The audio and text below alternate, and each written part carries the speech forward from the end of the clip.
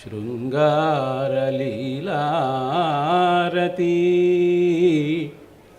శరదబ్జాభశుభాకృతి నయగతి శశ్వత్ప్రభావోన్నతి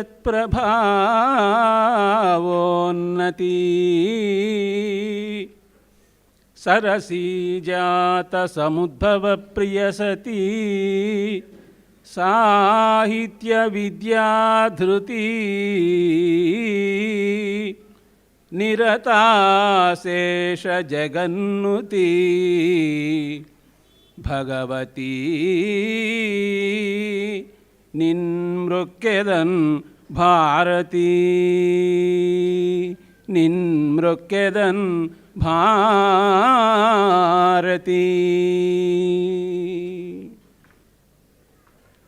శుక్లాంబరధరం విష్ణుం శశివర్ణం చతుర్భుజం ప్రసన్నవదనం ధ్యాయేత్ సర్వవిఘ్నోపశాంతయే. వాగర్ధావివ సంపృక్తౌ వాగర్ధప్రతిపత్తయే జగతః పితరౌ వందే పార్వతీ పరమేశ్వరౌ వందే పార్వతీ పరమేశ్వరౌ.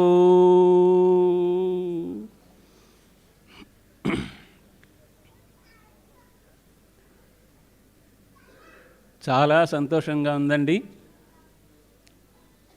బ్రహ్మశ్రీ పత్రిజీ గారి సమక్షంలో 4 మాటలు వినిపించేటువంటి మహద్భాగ్యం నాకు కలిగింది. అందువలన మొట్టమొదటగా గురువుగారిని నమస్కరిస్తూ ఉన్నాను. నేత్రద్వంద్వము మూసి, ధ్యానంలో గురువుగారు చెప్తారు కళ్ళు మూసుకోమని. నేత్రద్వంద్వము మూసి ధ్యానమున నే వర్తింతు నా గాత్రం మే పులకింప నిల్పెదను వేగన్ శ్వాసపై ధ్యాస నిల్పెదను వేగన్ శ్వాసపై ధ్యాస. సత్పాత్రుల్ యోగులు ఏగు మార్గమును సంభావించెదన్ శ్రద్ధతో పత్రిజీ గురువర్యునెంతు మదిలో. శ్రద్ధతో పత్రిజీ గురువర్యునెంతు మదిలో భక్త్యున్నతిన్ మృక్కెదన్.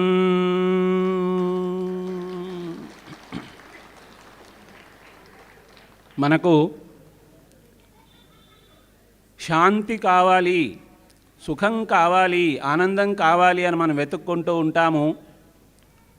మన గురువుగారు పత్రిజీ గారు ధ్యాన మార్గంలో ఆ ఆనందాన్ని ఒక్కరికి కాదు విశ్వానికంతా కూడా శాంతిని కలిగించే విధంగా ఆ ధ్యాన మార్గాన్ని తెలియజేశారు. మనలో ఉన్నటువంటి దీనత్వం అంతా తొలగిపోయి గొప్ప ఆత్మస్థైర్యంతో విజయమును పొందేదానికి అవకాశాన్ని కలిగిస్తుంది ధ్యానము. దీనత్వమును రూపుమాపుటకు, దీనత్వమును రూపుమాపుటకు పత్రిజీ గురుండిచ్చెను ఈ ఆనాపానసతిన్. పత్రిజీ గురుండిచ్చే ఈ ఆనాపానసతిన్. విశుద్ధమతులై ఆలోచనల్ వీడగా, విశుద్ధమతులై ఆలోచనల్ వీడగా ధ్యానం మందున నుండి శ్వాసపై మీ ధ్యాసన్ సదా నిల్పుడి. ధ్యానం మందున నుండి శ్వాసపై మీ ధ్యాసన్ సదా నిల్పుడు. ఈ ధ్యానం మే వరయోగమౌను, పిరమిడ్ ధ్యానం మే క్షేమం మిడున్. ఈ ధ్యానం మే వరయోగమౌను, పిరమిడ్ ధ్యానం మే క్షేమం మిడున్. యోగక్షేమాలు భగవంతుడు వహిస్తాడు అంటూ ఉన్నారు కదా. మరి ఆ యోగక్షేమాలు మనకు కావాలి అంటే మార్గము ధ్యానము అనేటువంటిది మన గురువుగారు పత్రిజీ గారు విశ్వానికంతా కూడా తెలియజేస్తూ ఉన్నారు. ఈ ధ్యాన మహోత్సవాలు ఎంత గొప్పగా ఉన్నాయో వర్ణించేదానికి వీలు కావడం లేదు. ఇది సరస్వతీ ప్రాంగణంగా వర్ణించారు. అందువలన సరస్వతి అమ్మవారి ప్రార్థనతోనే నా మాటలు నేను ప్రారంభం చేశాను. ఈ కైలాసపురిలో Kadthal pyramid spiritual society movement పక్షాన నన్ను ఆహ్వానించినటువంటి పెద్దలందరికీ కూడా హృదయపూర్వక భక్తిపూర్వక నమస్కారాలు సమర్పిస్తూ ఉన్నాను. విచ్చేసినటువంటి ధ్యాన విద్యార్థులు ధ్యాన గురువులు అందరికీ కూడా నమస్కారాలు, పిన్నలకు ఆశీస్సులు అందజేస్తూ మరి ఆధ్యాత్మిక కార్యక్రమం కోసంగా నన్ను ఆహ్వానించినప్పుడు భాగవతములో అంబరీషోపాఖ్యానము అనేటువంటిది నేను వివరించే ప్రయత్నం చేస్తాను అని మాట చెప్పినాను. కాబట్టి ఆ అంశాన్ని మీ ముందు ఉంచేటువంటి ప్రయత్నం చేస్తూ ఉన్నాను. మామూలుగా మానవ జన్మ అనేటువంటిది ఎంతో దుర్లభమైనటువంటిది అని చెబుతూ ఉంటారు. అలాగే మానవ జన్మను మనం పొందిన తరువాత మళ్ళీ ఇంకొక జన్మ అనేటువంటిది లేకుండా భగవంతుని అనుగ్రహాన్ని పొందాలి, అదే మోక్షము, ముక్తి, విముక్తి అంటారు. దాన్ని కోరుకోవడమే ముముక్షత్వము అంటారు. అయితే అది ఎలా సాధ్యపడుతుంది అంటే మహాపురుషులను, ఇదిగో ఇటువంటి మన పత్రిజీ వంటి మహాపురుషులను ఆశ్రయించినట్లయితే, సజ్జనులను ఆశ్రయించినట్లయితే అప్పుడు ఆ ముముక్షత్వము అనేటువంటి కోరిక ఫలిస్తుంది. కాబట్టి ఎప్పుడైనా సరే మనము మరొక జన్మ అనేటువంటిది లేకుండా తప్పనిసరిగా భగవద్ అనుగ్రహాన్ని మనం పొందేదానికి ప్రయత్నం చేయాలి. మరి ప్రయత్నం చేయాలి అంటే పెద్దవాళ్ళ దగ్గర చక్కని బోధ వినాలి. ఎన్నో గ్రంథాల్లో ఉండేటువంటి విషయాలన్నీ కూడా తెలుసుకునేటువంటి ప్రయత్నం చేయాలి. అయితే అన్ని గ్రంథాలని చదివేటువంటి అవకాశము, సమయము మనకు ఉందా? లేదు కదండి. అందువలన ఏం చేయాలి అంటే పాలు నీరు కలిసి ఉన్నప్పుడు హంస పాలను స్వీకరిస్తుంది నీళ్లను వదిలివేసి. ఆ విధంగా శాస్త్రాల్లో ఉండేటువంటి సారం ఏదైతే ఉన్నదో ఆ సారాన్ని మనం గ్రహించాలి. ఆ సారరూపమైనటువంటిది ధ్యానము అనేటువంటి అంశాన్ని కూడా మనము తప్పకుండా భావించవచ్చు. ఇప్పుడు అంబరీషోపాఖ్యానం అనేటువంటి ఘట్టము భాగవతములో ఉన్నది. భాగవతాన్ని సంస్కృతంలో వ్యాసమహర్షి రచించారు. వ్యాసమహర్షి వేదాలను వర్గీకరించి ఆ తరువాత పురాణములను కూడా వ్రాసి మహాభారతాన్ని కూడా వ్రాసి ఆ తరువాత కొంత విచారంగా ఉంటే నారద మహర్షి వచ్చి, అయ్యా భాగవతాన్ని వ్రాయి, భక్తుల కథలతో భగవంతుని యొక్క లీలలతో భాగవతాన్ని వ్రాసినట్లయితే నీకు మనశ్శాంతి కలుగుతుంది అంటే వ్యాస మహర్షి సంస్కృతంలో భాగవత పురాణాన్ని రచించారు. ఆ భాగవతాన్ని పోతన మహాకవి మన తెలుగు వాళ్ళ అదృష్టంగా అనువాదం చేశారు. అంటే మనం బాగా పరిశీలించినట్లయితే సంస్కృతములో ఉండేటువంటి భాగవతం కన్నా కూడా పరమ రమణీయంగా, మనోహరంగా, అద్భుతంగా రచించారు. పోతన గారి పద్యాలు రానటువంటి వాళ్ళు ఎవ్వరూ కూడా లేరు అని చెప్పుకోవచ్చు. ఎవరిని అడిగినా కూడా పోతన గారి పద్యం సులభంగా చెప్పడం అనేటువంటిది జరుగుతుంది. కాబట్టి ఆ భాగవతములో భక్తుల కథలు, ఎంతోమంది భక్తుల కథలున్నాయి. ప్రహ్లాదుడు అనేటువంటి భక్తుని కథ ఉన్నది, అలాగే ధ్రువుడు అనే భక్తుడు కథ ఉన్నది, అలాగే అంబరీషుడు అనేటువంటి మహానుభావుని కథ కూడా ఉన్నది. కాబట్టి ఉదయాన్నే ప్రతి ఒక్కరూ కూడా భక్తుల యొక్క, మహాభక్తుల యొక్క పేర్లను అనుకున్నట్లయితే వాళ్లకు ఎంతో గొప్ప పుణ్యం అనేటువంటిది లభిస్తుంది అని కొంతమంది భక్తుల పేర్లను ఒక శ్లోకంగా తెలియజేశారండి. ఏమిటా ఆ శ్లోకం అంటే, ప్రహ్లాద, నారద, పరాశర, పుండరీక, వ్యాస, అంబరీష, శుక, శౌనక, భీష్మ, దాల్భ్యాన్, రుక్మాంగద, అర్జున, వశిష్ఠ, విభీషణాదీన్ పుణ్యాన్ ఇమాన్ పరమభాగవతాన్ స్మరామి. పుణ్యాత్ములైనటువంటి వారు, పరమ భాగవతోత్తములైనటువంటి వారి పట్టిక ఇస్తూ అందులో అంబరీషుడు అనేటువంటి మహానుభావుని గురించి కూడా చక్కగా తెలియజేయడం అనేటువంటిది జరిగింది. మరి అంబరీషుడు నాభాగుడు అనేటువంటి ఒక మహాత్ముని యొక్క కుమారుడు. ఈ అంబరీషుడు చక్కగా రాజ్య పరిపాలన చేసేటువంటి వాడు. 7 ద్వీపములతో కూడినటువంటి భూమండలాన్నంతా కూడా చక్కగా పరిపాలిస్తూ ఉండేటువంటి వాడు.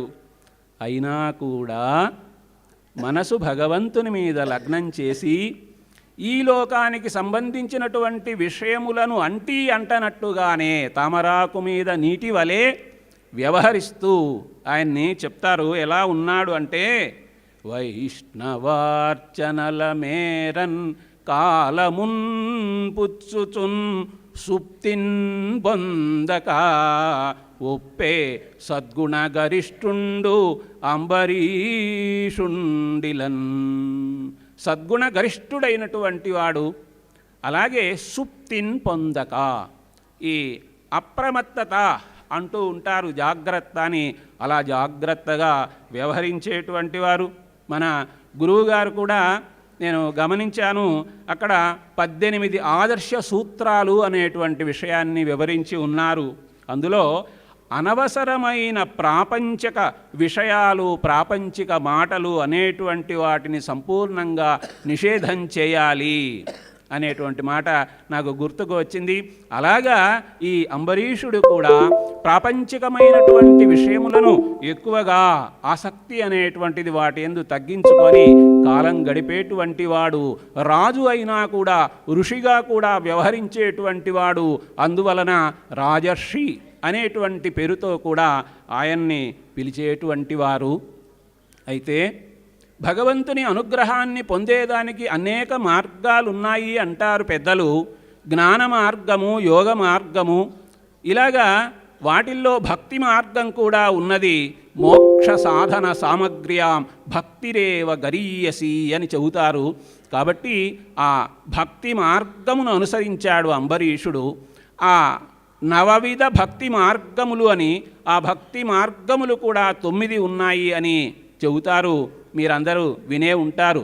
శ్రవణం, కీర్తనం, విష్ణో స్మరణం, పాదసేవనం, అర్చనం, వందనం, దాస్యం, సఖ్యం, ఆత్మనివేదనం. అయితే ఈ భక్తి మార్గము ఎప్పుడో ముసలితనములో అని కాకుండా బాల్యము నుండి కూడా, గురువుగారు కూడా ధ్యానం అనేటువంటిది బాల్యము నుండి అందరూ కూడా తెలుసుకోవాలి అనేటువంటి విషయాన్ని చెబుతూ ఉంటారు. ఆ విధంగా శైశవము నుండి కూడా ఈ ఆధ్యాత్మిక విషయముల మీద మనస్సు ఉండవలసినటువంటి అవసరం అనేటువంటిది ఉన్నది. అందువలన ఈ అంబరీషుడు నిత్యము కూడా, అంటే భగవంతుడు తనకు ఇచ్చినటువంటి అవయవాలను భగవంతుని సేవకు ఉపయోగించేటువంటి వాడు. ఎలా ఉండేవాడో చూడండి. చిత్తంబు మధురిపు శ్రీపాదములయందా. మనస్సు ఎప్పుడూ కూడా ఆ విష్ణు భగవానుని యొక్క పాద పద్మముల మీద లగ్నం చేసి ఉండేవాడట. పలుకులు హరిగుణ పఠనమందా. ఆయన మాట్లాడితే ఆ విష్ణు భగవానుని మాటలే మాట్లాడేటువంటి వాడట. కరములు విష్ణు మందిరమార్జనములందా. ఆయన చేతులు ఎక్కువగా భగవంతుని యొక్క పూజా మందిరాన్ని చక్కగా పరిశుభ్రం చేస్తూ ఆ విధంగా పవిత్రమయ్యేటట్లుగా మరి ఇష్టపడేటువంటి వాడట.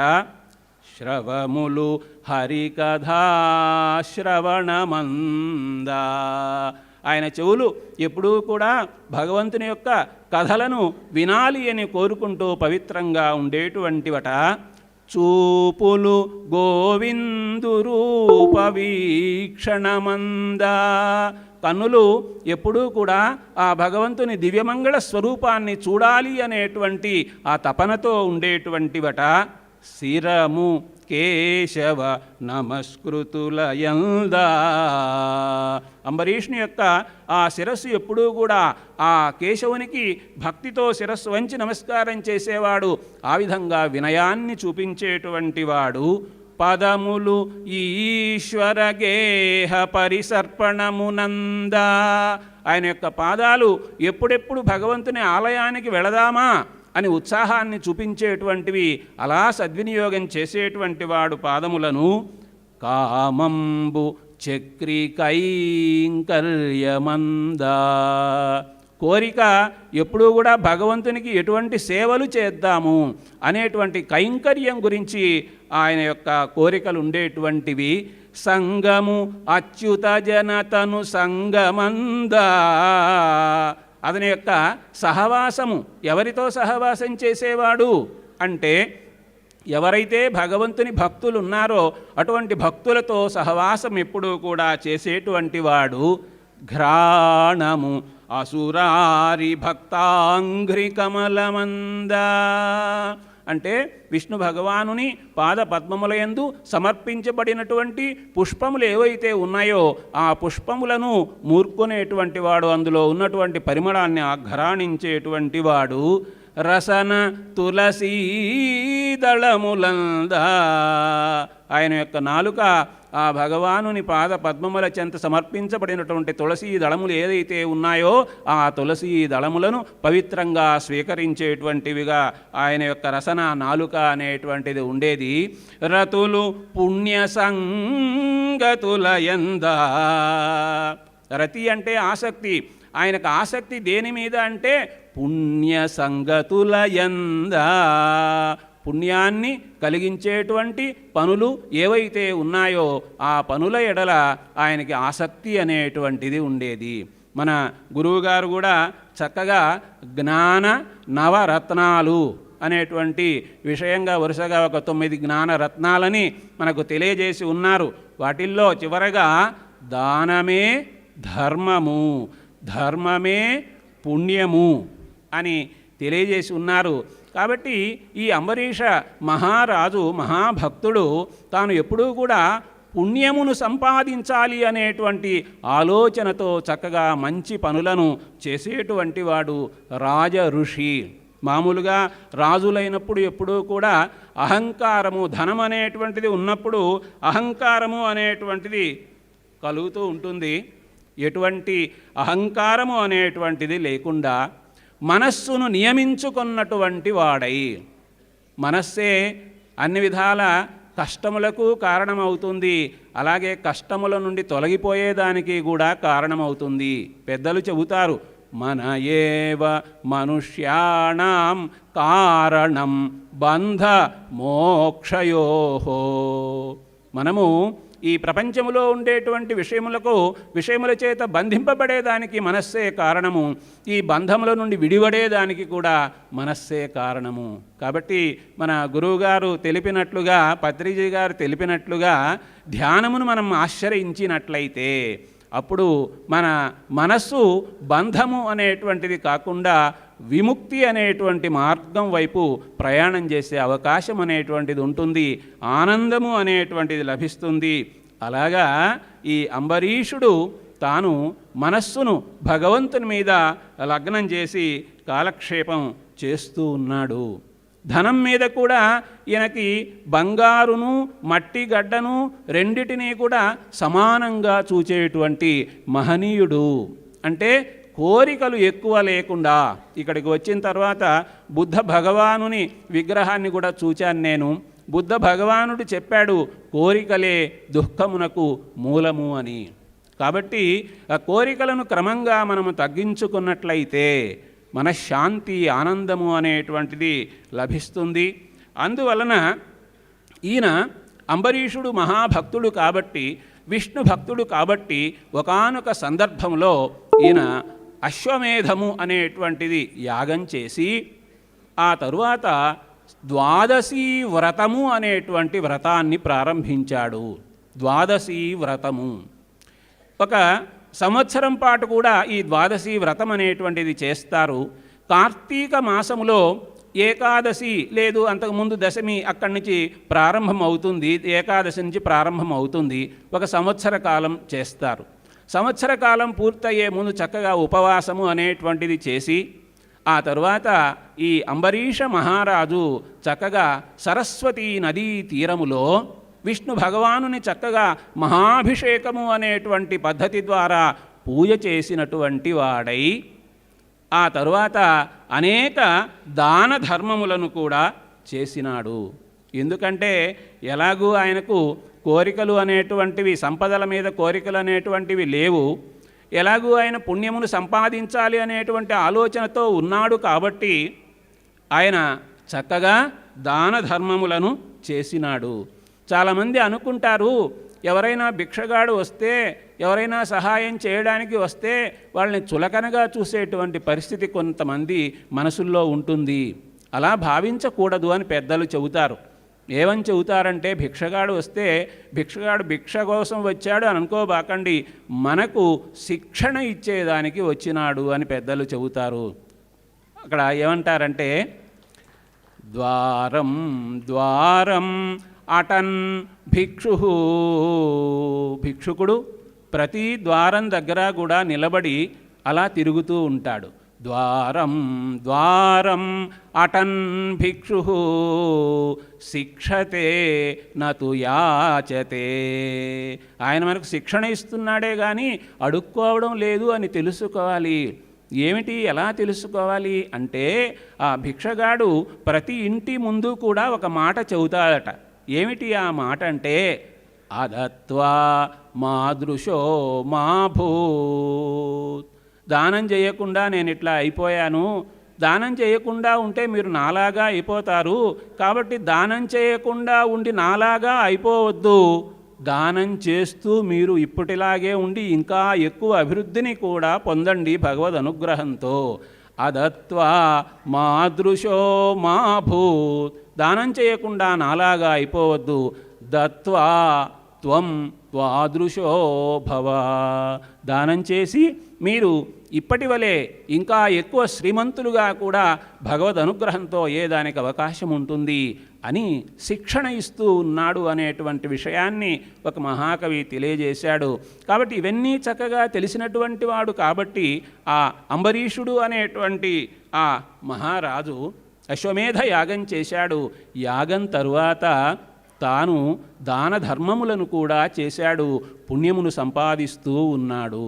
ఇక్కడ ఆయన ఇల్లాలు కూడా అనుకూలవతిగా ఆ అశ్వమేధ యాగంలో అలాగే ఆ పుణ్య కార్యక్రమాలన్నిటిలో కూడా చక్కగా పాలు పంచుకుంటూ ఉంది. ఎవరైతే తండ్రికి సంతోషాన్ని కలిగిస్తారో తన యొక్క చరిత్రతో అతడే నిజమైనటువంటి పుత్రుడు, ఉత్తమ పుత్రుడు. అలాగే భర్తకు ఆనందాన్ని కలిగిస్తూ అతనితో ధర్మ కార్యాల్లో సహధర్మచారిణిగా ఉంటూ ఉంటే ఆమె ఉత్తమ ఇల్లాలు.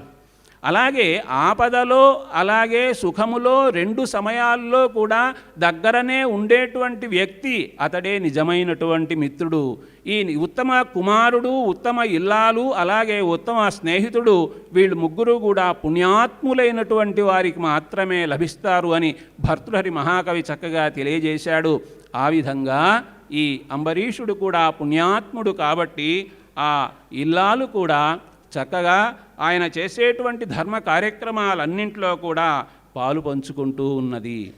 కార్తీక మాసంలో మహాభిషేకం మహావిష్ణువుకి చేసిన తరువాత దాన ధర్మాలన్నీ చేస్తూ ఉన్నారు. అయితే ఈ దానం చేసేటప్పుడు కూడా చాలా జాగ్రత్తగా దానం చేయాలి. అంటే తీసుకునేటువంటి వాడు చాలా తక్కువ వాడు, ఇచ్చేటువంటి వాళ్ళం మనం ఎక్కువ వాళ్ళం, గొప్ప వాళ్ళం అనేటువంటి ఆలోచన ఎన్నటికీ కూడా ఉండకూడదు. అలా కాకుండా అయ్యో ఈ కొద్దిపాటి మాత్రమే ఇవ్వగలుగుతూ ఉన్నాను అని సిగ్గుపడుతూ ఇవ్వాలి. వేదములో కూడా చక్కగా చెప్పి ఉన్నారు, హ్రియాదేయం, సిగ్గుపడుతూ ఇవ్వాలి, ఈ మాత్రం తక్కువే ఇస్తున్నానని. భియాదేయం, భక్తితో భయంతో ఇవ్వాలి అని. కాబట్టి అటువంటి ఆలోచన ఉన్నట్లయితే వాళ్ళు గొప్పవాళ్ళు. ఇక్కడ అంబరీషుడు గోదానం చేశాడు. ఎటువంటి గోవులు దానం చేశాడు అంటే చక్కగా సమృద్ధిగా పాలను ఇచ్చేటువంటివి, అలాగే దూడతో కూడినటువంటివి, చక్కగా అలంకరింపబడినటువంటివి, అటువంటి వాటిని ఆవులను దానం చేశాడు. కాబట్టి దానం చేసే సమయంలో ఏదో మనకు ఉపయోగపడకుండా ఉండేటువంటి వాటిని దానం చేయడమని కాకుండా ఉత్తమోత్తమైనటువంటి వాటిని దానం చేయాలి అనేటువంటి విషయాన్ని మనం తప్పకుండా గ్రహించాలి. ఇంకొకటి ఏంటంటే మన చేతికి మనం అనుకుంటాం కంకణం ధరిస్తే అది నిజమైన అలంకారం అని. కానీ చేతికి నిజమైనటువంటి అలంకారం ఏమిటి అంటే దానం చేయడమే. పెద్దలు చెబుతారు, శ్రోత్రం శ్రుతేనైవ న కుండలేనా.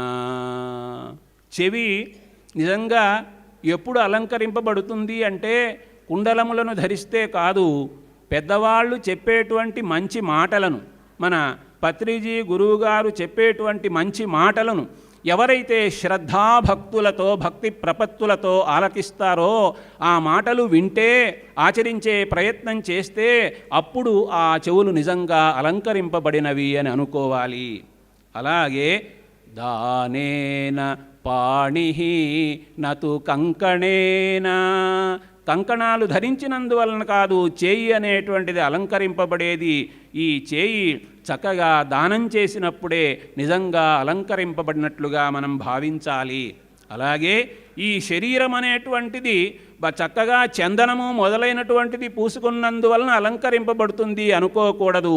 పరోపకారము చేసినట్లయితే ఆ పరోపకారంతో ఈ శరీరము ప్రకాశిస్తుంది. పరోపకారమే ఈ శరీరమునకు ఆభరణము అని చెబుతారు.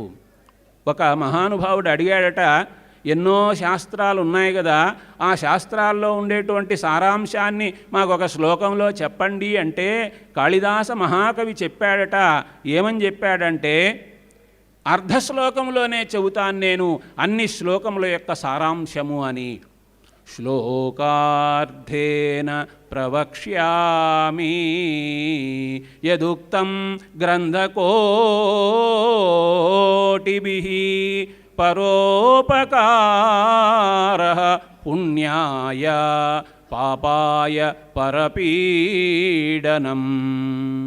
కోట్ల కొలది గ్రంథాల్లో ఉండేటువంటి సారాంశం ఏమిటి అంటే, పరులకు ఉపకారం చేసినట్లయితే పుణ్యము లభిస్తుంది, అలా కాకుండా పరులను పీడించినట్లయితే పాపం లభిస్తుంది. ఇది అన్ని గ్రంథాల్లో ఉండేటువంటి సారాంశం. కాబట్టి ప్రతి ఒక్కరూ కూడా పరోపకారం చేయాలి, పుణ్యమును సంపాదించాలి అనేటువంటి విషయము దీని ద్వారా తెలుస్తుంది.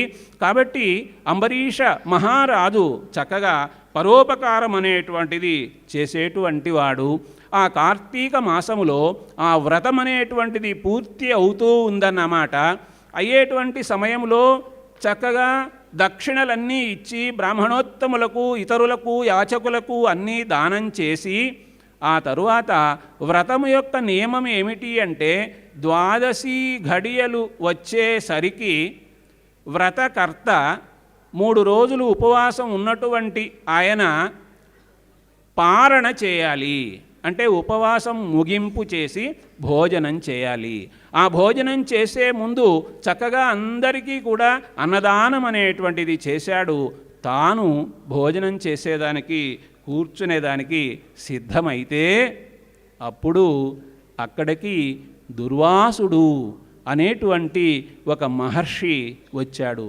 చాలా గొప్పవాడు ఆ దుర్వాసుడు. వేదము వేదాంగములు అన్నీ చదివినటువంటి వాడు, చక్కగా ధ్యానము కూడా చేసేటువంటి వాడు, యోగము కూడా చేసేటువంటి వాడు. యోగ చిత్తవృత్తి అంటే చిత్తవృత్తి నిరోధక అంటారు. చిత్తవృత్తిని నిరోధించినట్లయితే అది యోగమని. కాబట్టి అలాంటి యోగమును కూడా చక్కగా చేసేటువంటి మహానుభావుడు భాసుర నిగమ పదోపన్యాసుడు. గొప్పగా వేదములన్నీ కూడా నేర్చుకొని చక్కగా వేద సారాన్ని అందరికీ తెలియజెప్పేటువంటి మహానుభావుడు సుతపో విలాసుడు. చాలా గొప్పగా తపస్సు చేసినటువంటి వాడు అనుపమ యోగాభ్యాసుడు. సాటిలేనటువంటిదైనటువంటి యోగమును అభ్యాసం చేసినటువంటి వాడు. మన గురువుగారు కూడా చెప్తారు, చక్కగా యోగం అనేటువంటిది ఆచరించాలి. యోగులు ఎంతోమంది ఉన్నారు. వాళ్ళందరి యొక్క గ్రంథములు, వాళ్ళు ఆచరించిన విషయాలు ఉండేటువంటి గ్రంథాలు ఉన్నాయి, వాళ్ళ జీవిత చరిత్రలు ఉన్నాయి. ఆ జీవిత చరిత్రలన్నింటినీ కూడా చదవండి అని మనకు చక్కగా తెలియజేసి ఉన్నారు. స్వామి రామా అని, Yogananda Paramahansa, Osho, Rampa, Castaneda, Jane Roberts, Annie Besant, Deepak Chopra, ఇట్లాగా ఎంతోమంది యోగులు వాళ్ళందరి యొక్క చరిత్రలు ఉండేటువంటి వాళ్ళు రాసినటువంటి గొప్ప విషయములన్నింటినీ కూడా చదవాలి అని. సరే, మొత్తం మీద ఈ విధంగా యోగాభ్యాసం కూడా చక్కగా తెలిసినటువంటి ఆ మహనీయుడు దుర్వాసుడు అనేటువంటి మహర్షి వస్తే అతిథి సేవ చక్కగా తెలిసినటువంటి రాజర్షి అయినటువంటి అంబరీషుడు ఎదురుగా వెళ్ళాడు. ఆసనంలో నుంచి లేచాడు, ఎదురుగా వెళ్ళాడు, స్వాగతం చెప్పాడు, తీసుకొని వచ్చి చక్కగా పాదపూజ అంతా చేశాడు, కుశల ప్రశ్నలు వేశాడు. ఆ తర్వాత మహర్షి, మీరు ఇక్కడ భోజనం చేయవలసినది, ఎందుకంటే అన్నదానం అనేటువంటిది జరుగుతూ ఉంది. ఇక్కడ కూడా నేను విన్నాను, ఎంతోమంది వేల కొలది భక్తులందరికీ కూడా అన్నదానం చేస్తూ ఉన్నారు. ఎంత పుణ్యప్రదమైన కార్యక్రమం అండి. అలాగే ఈ ధ్యాన చక్రము కూడా విశ్వశాంతిని అభిలషించి చేస్తూ ఉన్నారు అంటే ఇంతకంటే పరమ ప్రయోజనం అనేటువంటిది మరొకటి ఉంటుందా? కాబట్టి విశ్వశాంతి అనేటువంటిది తప్పకుండా లభిస్తుంది అని మనం అందరం కూడా ఆకాంక్షిస్తాము. కాబట్టి వచ్చినటువంటి ఆ దుర్వాస మహర్షిని చక్కగా గౌరవించి భోజనం చేయమంటే అప్పుడు ఆ దుర్వాస మహర్షి, అలాగే భోజనానికి ముందు నేను చేసేటువంటి పూజా కార్యక్రమం ఉన్నది, ధ్యానం ఉన్నది, స్నానం ఉన్నది, చేసుకొని వస్తామని దగ్గరలో ఉన్న యమునా నదికి వెళతాడు. అక్కడ చక్కగా ధ్యానం అనేటువంటిది చేస్తూ ఉన్నాడు. ధ్యానములో ఏం జరుగుతుంది అంటే మనకు ఆలోచనలు అనేటువంటివి క్రమంగా వస్తూ ఉంటాయి. మన గురువుగారు మనకు అందరికీ కూడా చెప్పే ఉంటారు. ఆ ఆలోచనలను గురించి అలా వదిలివేసి మనం ధ్యానం అలా కొనసాగిస్తూ ఉంటే ఈ ఆలోచనలు క్రమంగా తగ్గిపోయి ఆలోచనలు లేనటువంటి ఆలోచన రహిత స్థితి అనేటువంటిది ఏర్పడుతుంది. అదే ఆనందప్రదమైనటువంటి ధ్యానమునకు ఫలమును ఇచ్చేటువంటి స్థాయి అని మన పెద్దలు గురువుగారు చెప్తూ ఉంటారు. ఆ విధమైనటువంటి స్థితిలో యోగాభ్యాసుడు కాబట్టి ఆ దుర్వాసుడు ఆ యమునా నదిలో స్నానం చేసినటువంటి వాడై చేస్తూ ధ్యానములో మునిగి తాను క్రమంగా అక్కడికి భోజనానికి రమ్మన్నారు, అక్కడికి వెళ్ళాలి అనేటువంటి మాటను మరచిపోయాడు.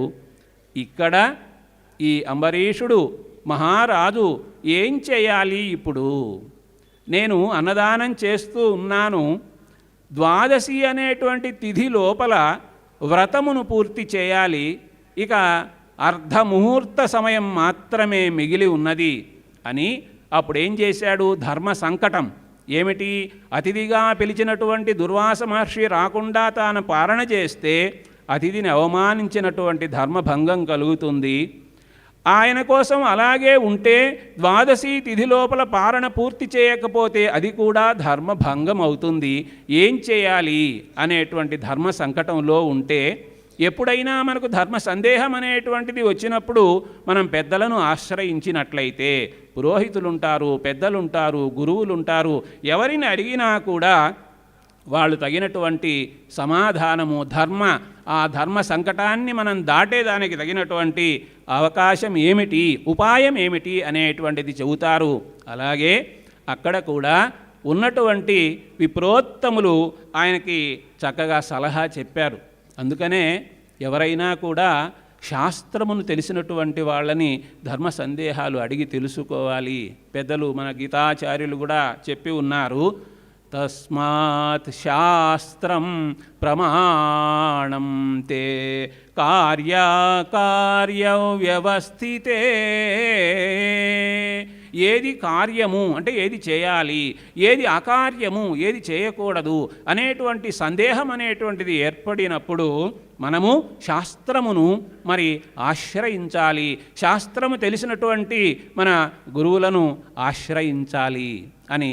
కాబట్టి ఆ విధంగా గురువులను ఆశ్రయిస్తే అప్పుడు వాళ్ళు ఒక చక్కనైనటువంటి ఉపాయమును చెప్పడం జరిగింది.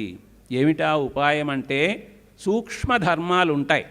సత్యం అనేటువంటిది పలకాలి, కానీ ఒక్కొక్కప్పుడు సత్యాన్ని పలికితే దాని వలన మనకు పాపం కలుగుతుంది. ఎప్పుడంటే ఆ సత్యము వలన లోకములో ఉండేటువంటి వాళ్ళకి కానీ అపకారం కలిగేట్లయితే. అలాగే మనం అబద్ధం చెప్పినా కూడా ఆ అబద్ధం వలన మరి సత్యం చెప్పిన ఫలితం వస్తుంది. ఎప్పుడు మనం చెప్పిన అబద్ధము లోకమునకు మేలు కలిగించేటువంటిదైతే. ఈ విషయాలు మహాభారతములో ధర్మవ్యాధుడు కౌశికుడు అనేటువంటి మహామోహునికి తెలియజేశారు. భూతహితంబుగా పలుకు బొంకును సత్యఫలంబునిచ్చు. లోకములో అందరికీ మేలు కలిగించేటువంటిది అయినటువంటి అబద్ధం చెప్పినా సరే సత్యం యొక్క ఫలితం అనేటువంటిది దక్కుతుంది అని. కాబట్టి ధర్మ సూక్ష్మములు అనేటువంటివి ప్రత్యేకంగా ఉంటాయి. కాబట్టి ఇక్కడ ధర్మ సూక్ష్మం ఏమిటి అంటే, వాళ్ళు పెద్దలు చెప్పారు, ఇటువంటి సందర్భములో భగవన్నామం చెప్పి మంచి నీటిని తీర్థాన్ని మనం తీసుకున్నట్లయితే, తీర్థం తీసుకోవడం వలన భోజనం చేసిన ఫలితం వస్తుంది, పారణ పూర్తి చేసిన ఫలితం వస్తుంది. అలాగే మంచినీరు మాత్రమే తీసుకున్నారు కాబట్టి, భోజనం చేయలేదు కాబట్టి భోజనం చెయ్యని ఫలితం కూడా వస్తుంది. అందువలన నీరు తీర్థం భగవన్నామ స్మరణ చేస్తూ తీసుకోండి అంటే అంబరీష మహారాజు ఆ విధంగానే ఆ తీర్థాన్ని తీసుకున్నాడు. మరి ఆ విధంగా చేయడం వలన భోజనం చేసినట్లు అయ్యింది, అంటే పారణ పూర్తి అయినట్లే. భోజనం చేయనట్లు అయ్యింది, అందువలన అతిథిని అవమానించినటువంటి ఆ ఆలోచన అనేటువంటిది లేకుండా పోయింది. అయితే కొన్ని క్షణాల తరువాత యమునా నదిలో స్నానమును ధ్యానమును పూర్తి చేసుకున్నటువంటి ఆ దుర్వాస మహర్షి అలా బయలుదేరి వచ్చాడు. వస్తూ ఉంటే ఈ ద్వాదశి వ్రతంలో పాల్గొన్నటువంటి వాళ్ళందరూ ఒక్కొక్కరు తమ ఇళ్లకు వెళ్ళిపోతూ ఉంటే గమనించాడు. అయితే ఊహించాడు ఏం జరిగింది అని, కానీ సరిగా ఊహించలేదు. ఏమని ఊహించాడంటే, మహారాజు నన్ను పిలిచాడు, నాకు భోజనం పెట్టకుండానే తాను భోజనం చేశాడు, పారణ చేశాడు, అందువల్లనే వ్రతం పూర్తయింది, అందరూ తిరిగి వెళ్ళిపోతూ ఉన్నారు అని ఊహించాడు. ఆ ఊహ అనేటువంటిది సరి అయినటువంటిది కాదు అని మనం తెలుసుకుంటూ ఉన్నాము. కానీ అక్కడ అంత గొప్ప దుర్వాసుడు అంటే వేదములను చదివినటువంటి వాడు, వేదాంగములను ఎరిగినటువంటి వాడు, యోగము తెలిసినటువంటి వాడు, తపస్సు చేసినటువంటి వాడు, అటువంటి ఆయన కూడా సరిగా ఊహ అనేటువంటిది చేయని కారణంగా ఆయనకి అంబరీషుని మీద కోపం వచ్చింది. నేను ఈ అంబరీషుణ్ణి ఏమైనా చేయగలను అనుకున్నట్లయితే అనేటువంటి ఆ కోపంతో పళ్ళు పటపటా కొరుకుతూ అతని దగ్గరికి వచ్చి, ఎంతో గొప్పగా తపస్సు చేసినటువంటి మహర్షి కాబట్టి తన యొక్క కేశపాశములలో ఉన్నటువంటి ఒక జటను అలా తీసి ఆ జట నుంచి కృత్య అనేటువంటి పేరు కలిగినటువంటి ఒక రాక్షసిని సృష్టించాడు. ఆ కృత్య భయంకరమైనటువంటి రూపంతో కళ్ళల్లో నిప్పులు రాలుతూ ఉన్నాయా అన్నట్లుగా వాడి అయినటువంటి ఖడ్గాన్ని చేత ధరించినటువంటిది అయి ఈ అంబరీషుని మీదకి వస్తూ ఉంది.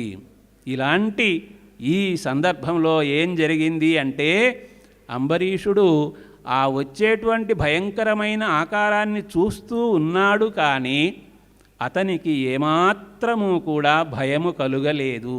ఎందుకంటే సంపూర్ణంగా భగవంతుని ఆయన విశ్వసించి ఉన్నాడు కాబట్టి. మనకు చెప్తారు కదా గీతలో, అనన్యాశ్చింతయంతో మాం ఏ జనా పర్యుపాసతే తేషాం నిత్యాభియుక్తానాం యోగక్షేమం వహామ్యహం. ఎవరైతే ఇతర చింతలు మాని నన్నే ధ్యానిస్తూ ఉంటారో, భారమంతా నాపైన వేస్తారో, అటువంటి వాళ్లను నేను కాపాడుతూ ఉంటాను. వాళ్ళ యోగక్షేమాలు చూచేటువంటి బాధ్యత నాది అని పరమాత్మ చెప్పి ఉన్నాడు. కాబట్టి అన్నీ భగవానుడు చూచుకుంటాడు. ఇంకొక విషయం కూడా మనం గమనించవలసినది ఏంటంటే, అంత చక్కగా విష్ణు భగవానుని పూజిస్తూ ఉన్నాడు కాబట్టి ఆయన యొక్క భక్తికి మెచ్చినటువంటి విష్ణు భగవానుడు తన చేతిలో ఉండేటువంటి సుదర్శనము అనేటువంటి చక్రాన్ని ఆయనకు కానుకగా ఇచ్చాడు. అంటే ఎప్పుడైనా ఎవరైనా ఈ భక్తుని మీద దాడి చేసేదానికి వచ్చే పరిస్థితి ఉన్నట్లయితే అప్పుడు ఈ సుదర్శన చక్రము కాపాడుతుంది అనేటువంటి ఆలోచనతో విష్ణు భగవానుడు ఇచ్చున్నాడనమాట. భక్త పరాధీనుడు భగవానుడు, భక్త సంరక్షకుడు పరమాత్మ. యోగక్షేమములను ఎప్పుడూ కూడా చూస్తూనే ఉంటాడు ఆ పరమాత్మ. అయితే ఆ విధమైన విశ్వాసం ఉన్నది కాబట్టి ఈ అంబరీషుడు తాను ఉన్నటువంటి ప్రదేశము నుంచి కించిత్తు కూడా కదలలేదు, ఏమాత్రము కూడా భయపడలేదు. భారమంతా ఆ విష్ణు భగవానుని మీద ఉంచినాడు కాబట్టి.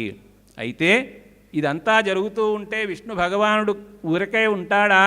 వెంటనే సుదర్శన చక్రానికి ఆజ్ఞ జారీ చేశాడు. ఆ సుదర్శన చక్రం బయలుదేరింది. వచ్చి క్షణాల్లో ఆ దుర్వాసుని చేత సృష్టింపబడినటువంటి కృత్య అనేటువంటి ఆ రాక్షసిని భస్మం చేసింది. భస్మం చేయడం మాత్రమే కాదు, భక్తుని మీద ఆ విధంగా అపకారం చేసేదానికి సిద్ధమైనటువంటి దుర్వాసుని మీదకి సుదర్శన చక్రం వెళ్ళింది. ఇప్పుడు దుర్వాసుడు తన ప్రాణములు ఎక్కడ పోతాయో అని భయపడుతూ పారిపోవడం మొదలుపెట్టాడు. చూడండి, ఆ దుర్వాసుడు ఎంత గొప్పవాడైనా సరే అతనికి భగవంతుని మీద సంపూర్ణమైన నమ్మకం లేదు కాబట్టి ఆ చక్రానికి భయపడి తాను పారిపోవడం మొదలుపెట్టాడు. అదే కృత్య వచ్చినప్పుడు అంబరీషుడు ఎటువంటి చలనము లేకుండా అలాగే ఉన్నాడు. ఈ పారిపోయేటువంటి పరిస్థితి, భయపడేటువంటి పరిస్థితి దుర్వాస మహర్షికి వచ్చింది.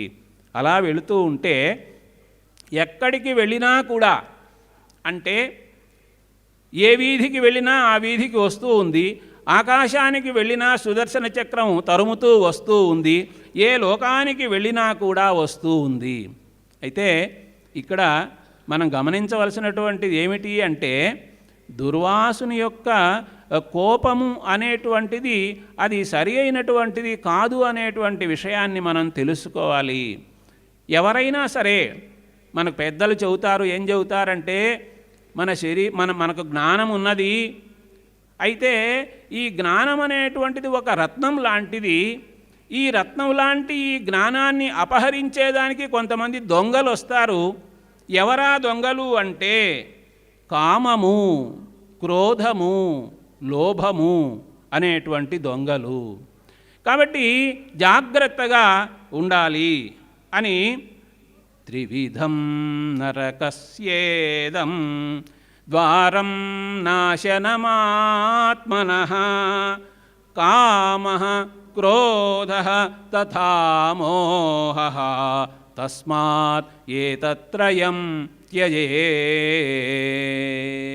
కాబట్టి ఈ కామము, క్రోధము, లోభము అనేటువంటివి ఏవైతే ఉన్నాయో వాటి విషయంలో చాలా జాగ్రత్తగా ఉండవలసినటువంటి అవసరం అనేటువంటిది ఉన్నది అని తెలియజేయడం జరుగుతూ ఉన్నది.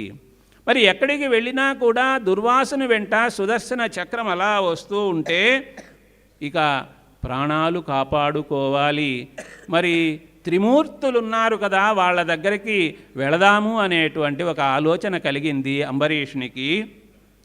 ఏ లోకంబునకైన వెంటబడి తోనే తెంచు చక్రానలజ్వాలన్ మానుపు వారులేమి చని దేవజ్యేష్ఠు లోకేశు వాడాలోకించి.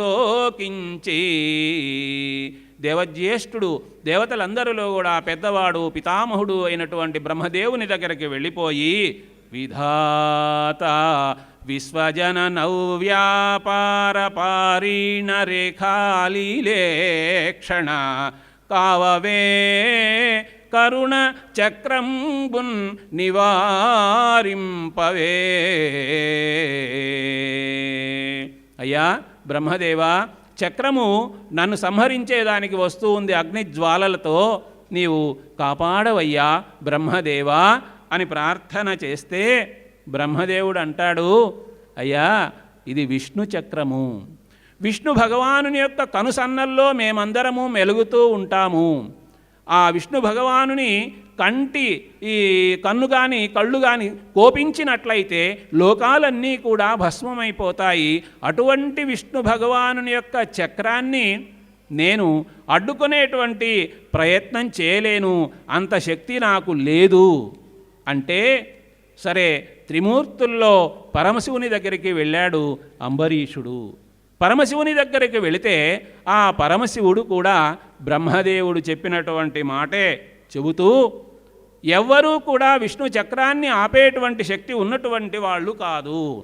నేను కానీ, దేవలుడు అనేటువంటి మహర్షి కానీ, ప్రహ్లాదుడు కానీ, నారదుడు కానీ, బ్రహ్మ కానీ, సనత్ కుమారుడు కానీ, మరీచి కానీ, సిద్ధులు కానీ ఎవ్వరూ కూడా విష్ణు చక్రాన్ని ఆపేటువంటి శక్తి ఉన్నటువంటి వారు కాదు అని తెలియజేస్తే, ఇక విష్ణు చక్రం కాబట్టి విష్ణు భగవానుని శరణు వేడాలి అనేటువంటి ఆలోచనకు వచ్చాడు ఆ దుర్వాస మహర్షి. వెంటనే వైకుంఠానికి వెళ్ళాడు, విష్ణు భగవానుని చేరుకున్నాడు. హరిన్ దేవాధీశ్వరుగాంచి విష్ణు భగవానుని చూచి, వరదా ఓ దేవేశ, ఓ భక్తరక్షా విద్యాపరతంత్ర, మానుపగదే చక్రానలజ్వాలలన్. చక్రము నుంచి వచ్చేటువంటి అగ్నిజ్వాలలతో నేను తపింపబడుతూ ఉన్నాను. అయ్యా మహానుభావ, రక్షించవయ్యా, ఆర్తత్రాణ పరాయణ అనేటువంటి బిరుదం ఉన్నటువంటి వాడివి నీవు. ఇక్కడ భగవంతుడు కొన్ని సందర్భాల్లో చక్కగా తన భక్త రక్షా పరతంత్రత గురించి తెలియజేసి ఉన్నారు. రామాయణంలో రామచంద్రస్వామి తన దగ్గరికి విభీషణుడు ఆశ్రయం కోరి వచ్చినప్పుడు రామచంద్రస్వామి అంటాడు, సకృదేవ ప్రపన్నాయ తవ అస్మీతి చయాచతే అభయం సర్వభూతేభ్యో దదామి ఏతద్వ్రతం మమ. ఒక్కసారి ఎవరైనా సరే నా దగ్గరకు వచ్చి నీవాడను, నిన్ను శరణు వేడుతూ ఉన్నాను అని కానీ అన్నట్లయితే వాళ్లకు నేను అభయం ఇస్తాను, వాళ్ళని కాపాడుతాను అని రామచంద్రస్వామి ఆనాడు తెలియజేసి ఉన్నారు. కాబట్టి శరణు అన్నటువంటి వాళ్ళని రక్షించడం అనేటువంటిది ఉన్నది భగవంతుని దగ్గర. ఇప్పుడు శరణు వేడుతూ ఉన్నాడు ఈ సందర్భంలో దుర్వాసుడు విష్ణు భగవానుణ్ణి. ఎందుకంటే విష్ణు చక్రం కాబట్టి ఆయనైతే దాన్ని వెనక్కు మరలించేటువంటి ప్రయత్నం చేస్తాడు అని ఇక్కడ తన తప్పును కూడా చెప్పుకుంటూ ఉన్నాడు. నీ మహిమార్ణవంబుతుది నిక్కముగా ఎరుగంగలేక. విష్ణుదేవా, నీ మహిమ నేను గుర్తించలేకపోయానయ్యా. నీ ప్రేమకు వచ్చు దాసునకు క్రించుతనంబున ఎగ్గుజేసితిన్. పొరపాటున నీ భక్తుడైనటువంటి వానికి నేను అపకారం చేసేదానికి సిద్ధమైనానయ్యా, నా మరపున్ సహింపుము, నా పొరపాటును క్షమించవయ్యా. నారకుడైన మనంబులో భవన్నామము చింతజేసిన అనంత సుఖస్థితి కల్గకుండునే. ఎటువంటి వాడైనా, తప్పు చేసిన వాడైనా, నరకంలో ఉండేటువంటి వాడైనా ఒకసారి నీ నామాన్ని జపించినట్లయితే అతనికి సుఖం అనేటువంటిది నీవు అనుగ్రహిస్తావు కదా, అలాగా నన్ను అనుగ్రహించవయ్యా అని అంటే, అప్పుడు అంటూ ఉన్నాడు విష్ణు భగవానుడు. చక్కగా దుర్వాసునికి బుద్ధి వచ్చేటట్లుగా చెప్తున్నాడు. ఏమంటున్నాడంటే, అయ్యా నేను భక్త పరాధీనుడను, అంటే భక్తుల అధీనంలో ఉంటాను కానీ నేను స్వతంత్రుణ్ణి కాదయ్యా. ఆ భక్తులందరూ ఏం చేస్తారంటే భక్తి అనేటువంటి లతలతో నన్ను తమ దగ్గర కట్టి పడవేస్తూ ఉంటారు. అందువలన నేను వాళ్ళ దగ్గరే ఉంటాను, వాళ్ళు ఎట్ట చెప్తే అట్లా వింటాను, వాళ్లకు రక్షగా ఉంటానే తప్ప నేను స్వతంత్రంగా ఉండేటువంటి వాడిని కాదయ్యా చెప్తున్నారు ఆ మాట.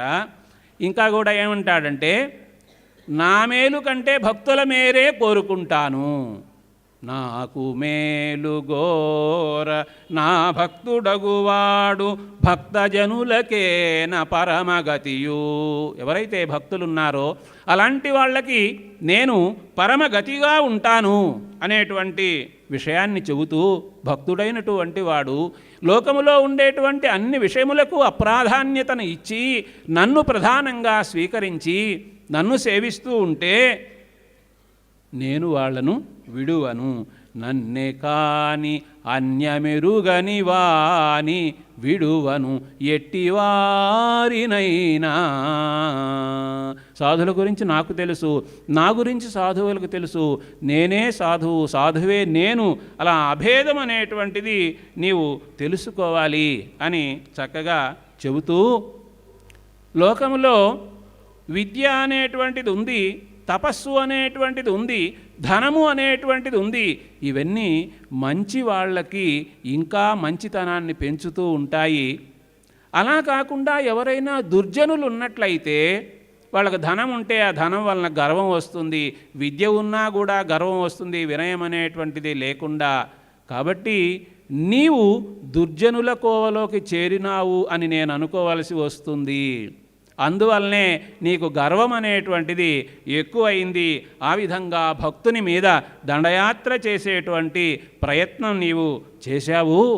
అయితే ఇలాంటి సందర్భంలో ఏం జరుగుతుందో చెబుతున్నాను విను. నా తేజము సాధులలో ఆతతమయ్యుండు వారిని అలచు జనులకున్ హేతిక్రియ భీతినిచ్చున్ చేతో మోదంబు జరచు సిద్ధము సుమ్మి. నా యొక్క తేజస్సు అనేటువంటిది సాధువులలో ఉంటుంది, ఎల్లప్పుడూ కూడా ఉంటుంది. ఎవరైనా ఆ భక్తులకు బాధ కలిగించాలి అనుకున్నట్లయితే ఆ తేజస్సు ఒక ఆయుధంలాగా సిద్ధమై తప్పకుండా వాళ్ళ మనస్సుకి శాంతి లేకుండా చేస్తుంది, వాళ్ళ వినాశనం కలుగుతుంది అంటూ ఉపాయం చెబుతూ ఉన్నాడు విష్ణు భగవానుడు దుర్వాస మహర్షికి. ఏమంటున్నాడంటే, అదేపో బ్రాహ్మణ నీకును సదయుడు నా భాగసుతుడు జన వినుత గుణాస్పదుడు ఇచ్చు అభయము ఆతని మది సంతసపరచి వేడుమా శరణంబున్. ఆ అంబరీషుడున్నాడే నాభాగుడు అనేటువంటి మహానుభావుని యొక్క కుమారుడు. కాబట్టి ఆయన్ను శరణు వేడినట్లయితే అతడే నీకు అన్ని విధాలా కూడా శుభం కలిగిస్తాడు. మరి ఇదే ప్రస్తుతం నేను చెప్పేటువంటి ఉపాయము అని చెబితే ఇక వేరే మార్గము లేక భగవానునికి నమస్కారం చేసినటువంటి వాడై బయలుదేరి ఆ అంబరీషుని యొక్క పాద పద్మముల చెంతకు చేరుకున్నాడు. చేరుకొని అంబరీషుని పాదముల పైన పడ్డాడు. అప్పుడు ఆ భక్తుడైనటువంటి అంబరీషుడు అలా వెనక్కి వెళ్ళిపోతూ, ఇదేమిటి ఇంత గొప్ప పండితుడు, మరి ఇంత గొప్ప తపస్సు చేసినటువంటి వాడు ఏనేమిటి నా పాదముల దగ్గరికి రావడం ఏమిటి అని ఆలోచించాడు. వెంటనే సుదర్శన చక్రాన్ని ప్రార్థించేటువంటి ప్రయత్నం చేశాడు. చూడండి, ఈ అంబరీషుని యొక్క గొప్పతనము. మామూలుగా ఆ దుర్వాసుడు అంబరీషుని సంహరించేదానికి శక్తిని సృష్టించాడు, అంటే చంపే ప్రయత్నం చేశాడు. అయితే తనను చంపేదానికి ప్రయత్నించినటువంటి వాడైనా సరే ఆ దుర్వాసుణ్ణి కాపాడేదానికి సుదర్శన చక్రం వెనక్కి వెళ్ళిపోయేదానికి ప్రయత్నం చేస్తూ ఉన్నాడు అంబరీషుడు. ఎంత గొప్ప గుణమండి! సుమతి శతకంలో మనం ఒక పద్యం విని ఉన్నాము. ఏమిటి ఆ పద్యము? ఉపకారికి ఉపకారము నెపమెన్నక చేయువాడు, ఉపకారికి ఉపకారము విపరీతము కాదు సేయ వివరింపంగా. ఎవరో మనకు మేలు చేస్తే మళ్ళీ వాళ్ళకి తిరుగు మేలు చేయడం అనేటువంటిది అది గొప్ప విషయమేం కాదు. నేను ఉపకారం చేశాను, పరోపకారం చేశానని చెప్పుకోవడానికి వీలు లేదు. అపకారికి ఉపకారము నెపమెన్నక చేయువాడే నేర్పరి సుమతి. అపకారం చేసిన వానికి కూడా అతని యొక్క అపరాధాన్ని క్షమించి క్షమాగుణంతో అతనికి మేలు చేసేటువంటి వాడు మహానుభావుడు. కాబట్టి ఆ విధమైనటువంటి కోవకు చెందినటువంటి భాగవతోత్తముడు అంబరీషుడు. కాబట్టి ఆ విధంగా ఆ సందర్భంలో భాగవతోత్తముడు కాబట్టి సుదర్శన చక్రాన్ని చక్కగా ప్రార్థన చేశాడు. ఓ సుదర్శన చక్రమా, నీరజాక్షుండు చాలా మన్నించునట్టి శస్త్రముఖ్యమా కావవే చాలు మునిని. విష్ణు భగవానుడు ఎప్పుడూ కూడా నిన్ను ప్రశంస చేస్తూ ఉంటాడు. అటువంటి ఓ సుదర్శన చక్రమా, నీవు ఇంతవరకు ఆ దుర్వాస మహర్షిని బాధ పెట్టింది చాలు, ఇక ఆయన్ని కాపాడు, ఆయన్ని వదిలి వెళ్ళు అని ప్రార్థన చేస్తే సుదర్శన చక్రం అనేటువంటిది వెనుకకు వెళ్ళిపోయింది. ఆ తరువాత ఎంతో సంతోషంతో, అయ్యా నీవు నా ప్రాణములను కాపాడినావు అని ప్రశంస చేశాడు. ఆ సందర్భంలో ఆ దుర్వాస మహర్షి అంబరీషుని చక్కగా ప్రశంస చేశాడు. ప్రశంస చేసి, నీవు చాలా గొప్ప భక్తుడివి, నీ అంత భక్తులు అనేటువంటి వాళ్ళు లోకములో లేనే లేరు. నరనాథోత్తమ మేలు చేసిది కదా నా తప్పు మన్నించి. నా తప్పును మన్నించావు, నాకు మేలు చేశావు, ప్రాణభిక్ష పెట్టినావు. శ్రీహరిపాదాబ్జములింత ముట్టగొలుతే. ఇంత గొప్పగా ఆ విష్ణు భగవానుణ్ణి నీవు ప్రార్థిస్తూ ఉన్నావా, భక్తుడుగా ఉన్నావా, నీవు చాలా గొప్పవాడివయ్యా, నీకు అన్ని విధాలా కూడా శుభములు కలగాలి అని ఆశీర్వాదం చేశాడు. ఆశీర్వాదం చేసి, మరి తాను అంతకుముందు భోజనం చేయలేదు కాబట్టి ఇప్పుడు ఆ రాజు భోజనం పెడితే చక్కగా భోజనం చేసి ఆశీర్వదించి అక్కడి నుంచి బయలుదేరాడు. నిన్ను అందరూ కూడా ప్రశంసిస్తారు. ఈ లోకంలో వాళ్ళు, పైలోకంలో ఉండేటువంటి దేవతలు అందరూ కూడా ప్రశంసిస్తారు అని చెప్పడం జరిగింది. కాబట్టి ఇందులో మనం గమనించవలసినటువంటి అంశం ఏమిటంటే, అంబరీషుని వలె పరిపూర్ణమైనటువంటి విశ్వాసమును భగవంతుని ఎడ మనం కనబరిచినట్లయితే మన యోగక్షేమమును ఆ భగవంతుడు సర్వదా గమనిస్తూ ఉంటాడు. మరి అదేవిధంగా చక్కగా ధ్యానము, విష్ణు భగవానుని ఎడల ధ్యానము అనేటువంటిది ఉండాలి అని.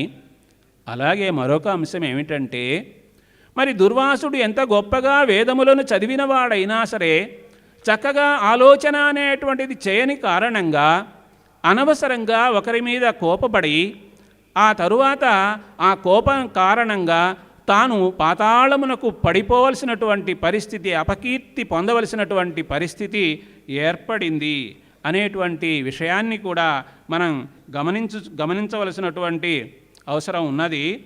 అందులో ఈ విధంగా వ్యాస మహర్షి సంస్కృతంలో రచించినటువంటి అంబరీష ఉపాఖ్యానమును పోతన మహాకవి మనోహరంగా ఆంధ్రంలో అనువాదం చేశారు. అక్కడ ఫలశ్రుతి అనేటువంటిది కూడా చెప్పడం జరిగింది. ఈ అంబరీషు చరితము తీయంబున విన్న చదువ ధీ సంపన్నుండైయుండును భోగపరుండైయుండును నరుడు పుణ్యుడైయుండు నృపా. ఎవరైతే దీన్ని చక్కగా వింటారో, ఆలకిస్తారో, చదువుతారో అంబరీషుని కథని, వారందరికీ కూడా అన్ని విధములైనటువంటి శుభములు కలుగుతాయి అని ఫలశ్రుతి చెప్పడం జరిగింది. చివరగా మన గురువు గారిని గురించి, పత్రిజీ గారి గురించి నేను రాసినటువంటి ఆ 2 పద్యాలను వినిపించి, మరి ఇంతవరకు ఎంతో భక్తి శ్రద్ధలతో మీరందరూ కూడా ఈ కార్యక్రమంలో పాల్గొని విజయవంతం చేసినందుకు మీకు అందరికీ ధన్యవాదాలు తెలియజేసుకుంటూ, మరి నన్ను ఆహ్వానించినటువంటి పెద్దలకు, ఈ సంస్థ యాజమాన్యం వారికి, మరి ముఖ్యంగా పత్రిజీ గురువర్యులకు హృదయపూర్వక భక్తిపూర్వక ప్రణామాలు సమర్పిస్తూ 2 పద్యాలతో నా మాటలు పూర్తి చేస్తున్నాను. దీనత్వంబును రూపుమాపుటకు, దీనత్వంబును రూపుమాపుటకు పత్రిజీ గురుండిచ్చే ఈ ఆనాపానసతిన్ విశుద్ధమతులై ఆలోచనల్ వీడగా ధ్యానం మందున నుండి శ్వాసపై మీ ధ్యాసన్ సదా నిల్పుడి. ధ్యానం బందున నుండి శ్వాసపై మీ ధ్యాసన్ సదా నిల్పుడి. ధ్యానం మే వరయోగమౌను పిరమిధ్యానం మే క్షేమం మిడున్. నేత్రద్వంద్వము మూసి ధ్యానముననే నిత్యము వర్తింతు నా గాత్రం మే పులకింప నిల్పెదను వేగన్ శ్వాసమై ధ్యాస. నిల్పెదను వేగన్ శ్వాసపై ధ్యాస. సత్పాత్రుల్ యోగులు ఏగు మార్గమును సంభావించెదన్ శ్రద్ధతో పత్రిజీ గురువర్యునెంతు మదిలో భక్త్యున్నతిన్ మ్రొక్కెదన్. శ్రద్ధతో పత్రిజీ గురువర్యునెంతు మదిలో భక్త్యున్నతిన్ మ్రొక్కెదన్.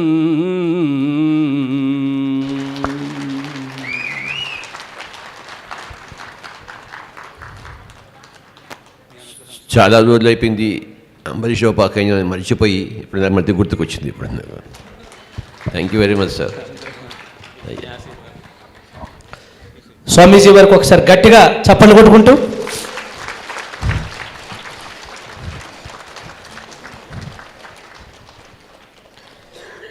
తెలుగులోని తీపిదనాన్నంతా తేనెలా పంచిన గురువు గారికి మరొకసారి గట్టిగా చప్పట్లు కొడుతూ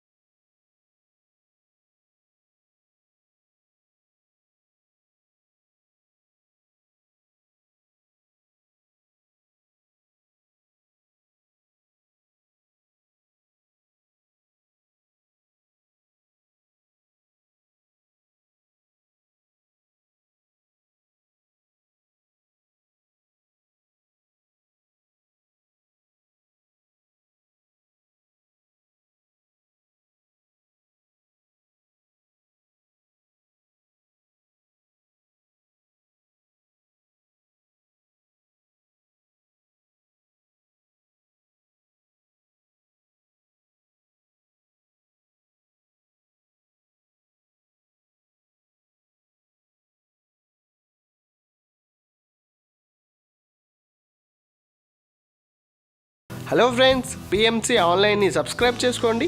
సరికొత్త అప్డేట్స్ కోసం బెల్ బటన్ని నొక్కండి.